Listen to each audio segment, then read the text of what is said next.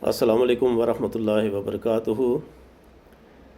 सामीन इकराम, आज अल्लामा इकबाल की मशहूर गज़ल जिसका मतला है कभी ए हकीकत मुंतज़र नज़र आ लिबास मजाज में कि हज़ारों सजदे तड़प रहे हैं मेरी जबीन नयाज में, इसकी तशरीह करने की कोशिश करते हैं। यूँ तो हज़ार हा लोगों ने इसकी तशरीह पहले से ही कर रखी है। आज हम भी कोशिश करते हैं ताकि हम भी उन लोगों में शामिल हो जाएं जिन्होंने अल्लामा की किसी गज़ल की तशरीह की हो। इससे पहले कि शुरू की जाए, आपसे गुजारिश है कि जिन सामीन ने अभी तक मेरे चैनल को सब्सक्राइब नहीं किया वो सब्सक्राइब कर लें, वीडियो को लाइक और शेयर करें ताकि बाकी लोगों तक भी ये पहुँचे। शुक्रिया। तो मतला है कभी ए हकीकत मुंतज़र नज़र आ लिबास मजाज में कि हज़ारों सजदे तड़प रहे हैं मेरी जबीन नयाज में। जो पहला लफ्ज़ है वो हकीकत आया, कभी ए हकीकत। हकीकत जो है ये मजाज का मुखालिफ मानी लफ्ज़ है। गोया के पहले मिसरे में सनत तज़ाद इस्तेमाल हुई है और अल्लामा ने अल्लाह तबारक व तआला के लिए हकीकत का लफ्ज़ इस्तेमाल किया है और हकीकत में वही हकीकत है, बाकी चीज़ें उसके सामने बेहकीकत हैं। और दूसरी जगह उन्होंने एक गज़ल में लफ्ज़ मानी का इस्तेमाल किया है, मेरी मुशातगी की क्या ज़रूरत हुस्न मानी को कि फ़ितरत खुद बखुद करती है लाले की है ना बंदी। तो मिसरा है पहला मतले का कि कभी है हकीकत मुंतज़र नज़र आ लिबास मजाज में। मुंतज़र, तू मुंतज़र है हम मुंतज़िर हैं, तू हमारे लिए मुंतज़र है जिसका इंतज़ार करती है पूरी कायनात और पूरी कायनात तेरी मुंतज़िर है। तो यहाँ मुनाजात करते हैं, दुआ करते हैं कि ये इलाही कभी मजाजी शक्ल में मेरे सामने आ, क्योंकि मेरी नयाज़मंद जबीन जो है कि हज़ारों सजदे तड़प रहे हैं मेरी जबीन नयाज में।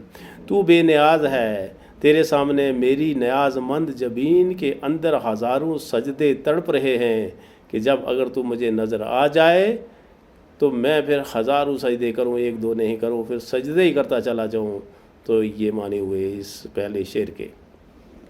दूसरा शेर है तरब आशनाए खुरोश हो तू नवाह महरम गोश हो, वो सुरूद क्या के छुपा हुआ हो सुकूत पर्दा ए साज में। तरब के मानी होते हैं खुशी के, आशना शनासा यानी जानकार, जानकारी जिसके साथ हो, जिसके साथ वाकफियत हो। खरोश के मानी होते हैं शोर या गोगा, या ये मुरक्बात में इस्तेमाल होता है जोश व खरोश के साथ। जब जोश की अफरात हो, ज़्यादा जोश हो तो फिर जोश व खरोश इस्तेमाल होता है। तू नवा है महरम में गोश हो, नवा होगी आवाज़ तो महरम हो गया जानने वाला, तो गोश हो गया कान या क़ुव्वत समात। तो इसमें फरमाते हैं कि तरब जो है खुशी को या बसात को ये पता होना चाहिए कि जोश व खरोश जो है मेरे अंदर वो किस वजह से है और तरब किस वजह से है और जो जोश व खरोश है वो किस वजह से है। इन दोनों का आपस में रब्त होना चाहिए, यानी रूहानी रब्त होना चाहिए, मालूम होना चाहिए। जोश को भी पता होना चाहिए और तरब को भी होना चाहिए कि ये किस वजह से मारज़ वजूद में आई। तू नवाह महरम में गोश हो और तू ऐसी आवाज़ हो जो कि क़ुव्वत समात की महरम हो, ताकि क़ुव्वत समात को पता चले कि नवा जो है उसका मतलब क्या है, जो नवा मुझे सुनाई दी है उसका मानी क्या है। वो सुरूद क्या के छुपा हुआ हो सुकूत पर्दा ए साज में। इसमें फरमाते हैं कि खामोश रहने से तो पता नहीं चलता है, जब तक कोई बात ना की जाए तब तक, दिल की बात जब तक होंठों पे नहीं आएगी तो तब तक तो नहीं पता चलेगा ना कि किसके दिल के अंदर क्या है। तो इसलिए फरमाते हैं कि सुरूद के मानी यहाँ पर है कि सुरूद के मानी होते हैं कि जो इंस्ट्रूमेंट से निकलने वाली आवाज़ होती है, जैसे सारंगी या वायलिन वगैरह से जो आवाज़ निकलती है तो वो सुरूद है, और जो इंसान के मुंह से निकलती है वो नगमा है। تو آواز ہے وہ ساز اور آواز ہوتا ہے، اس لیے ساز وہ انسٹرومنٹ سے نکلنے والی آواز ہے، اور جو انسان کے منہ سے نکلتا ہے جو گانا ہے جو بھی ہے تو وہ نغمہ ہو گیا۔ تو بچا بچا کے نہ رکھ اسے، تیرا آئینہ ہے وہ آئینہ، کہ شکستہ ہو تو عزیز تر ہے نگاہ آئینہ ساز میں۔ تو آئینہ کا معنی تو شیشہ ہے، لیکن چونکہ شیشہ تو یہاں معنی نہیں ہے، البتہ اس میں رمز سے کام لیا ہے، تو کہا کہ اے انسان تیرا آئینہ جو ہے، یہاں آئینے کا میں معنی جو ہے وہ انسان کا چہرہ یا اس کا ظاہری ساخت جو ہے وہ لوں گا، کہ بعض حضرات نے تو اس کو کہا دل۔ اب چونکہ دل کے توڑنے کی بات نہیں ہے، زندگی کو جینے کے لیے یعنی پازیٹیوٹی جس کو ہم کہتے ہیں، رجائیت، بلند حوصلگی اور جذبہ، اور یاس اور نا امیدی کو جو ہے وہ نہیں ہے، اس کو کنڈم کیا ہے، اس کو جو ہے ترک کیا ہے، ترک کرنے کے لیے کہا گیا ہے، ہمیشہ امید رکھنے کی بات کہی گئی ہے۔ تو اس میں بات یہ ہے کہ علامہ اقبال نے کہا کہ تو عبادت اور ریاضت الہی میں اتنا محو ہو جا کہ اس سے اگر تیرا شیشہ یعنی تیرا چہرہ جو ہے یا تیری ساخت، تیرا جسم جہاں ہے، اس میں اگر کچھ شکستگی کے آثار بھی نمایاں ہو جاتے ہیں، تو وہ جس نے اس کو بنایا ہے، وہ خالق جو ہے، اس شیشے کو بنانے والا، اس جسم و جہاں کو بنانے والا، اس کو خوشی محسوس ہوگی، اس کو اچھا لگے گا۔ دم طوف کرمہ کے شمع نے یہ کہا کہ وہ اثر کہن، نہ تیری حکایت سوز میں نہ میری حدیث گداز میں۔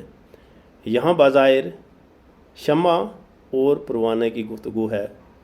پروانہ جو ہے، جو کرمک ہے، چھوٹا سا کیڑا ہے، وہ شمع کو کہتا ہے جب وہ اس کا طواف کر رہا ہوتا ہے۔ طواف کا معنی یہ ہے کہ وہ اس کے ساتھ ہٹ کرتا ہے، سٹرائک کرتا ہے تو جل جاتا ہے۔ وہ کہتا ہے تیرا کام ہے جلنا اور میرا کام ہے خود کو جلانا، لیکن نہ تیرے جلنے میں وہ اثر رہا اور نہ میرے اپنے آپ کو جلانے میں۔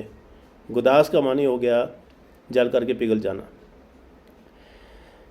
اگلا شعر ہے کہ نہ کہیں جہاں میں اما ملی، جو اما ملی تو کہاں ملی، میرے جرم خانہ خراب کو تیرے عفو بندہ نواز میں۔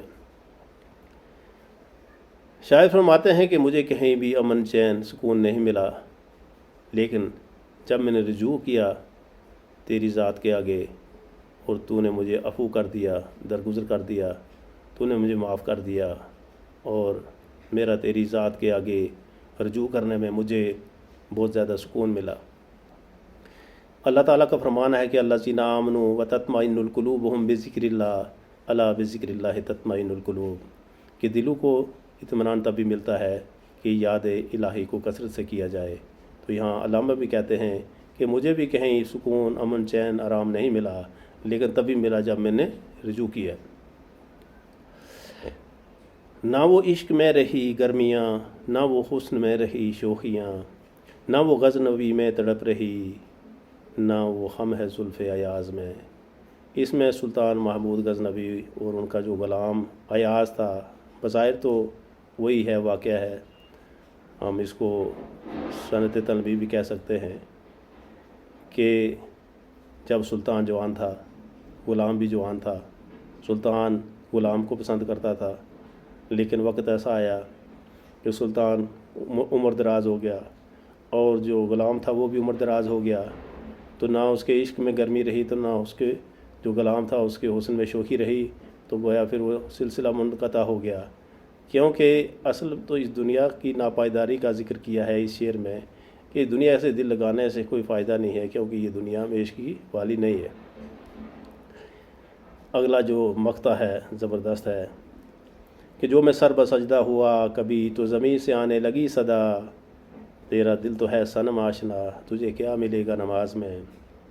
فرماتے ہیں کہ جب میں نے سجدہ کیا معمول کے مطابق، تو ایک دن زمین سے آواز آئی کہ سجدہ تو کر رہا ہے لیکن خیال تیرا کہیں اور ہے، خیال تو تیرا صنم کی طرف ہے، یعنی کوئی محبوب مجازی ہے اس کی طرف تیرا خیال ہے، یا دنیا کے معاملات میں تیرا خیال ہے، تو تجھے نماز سے کیا ملے گا؟ نماز سے تو تبھی ملے گا کہ اگر تیرا خیال بھی ادھر ہی ہوگا، کہ جس کے آگے سجدہ کر رہا ہے تیرا خیال ادھر ہو، اور جو منہ سے تو کہہ رہا ہے اس کا اور تیرے خیال میں ربط ہونا چاہیے، ہم آہنگی ہونی چاہیے۔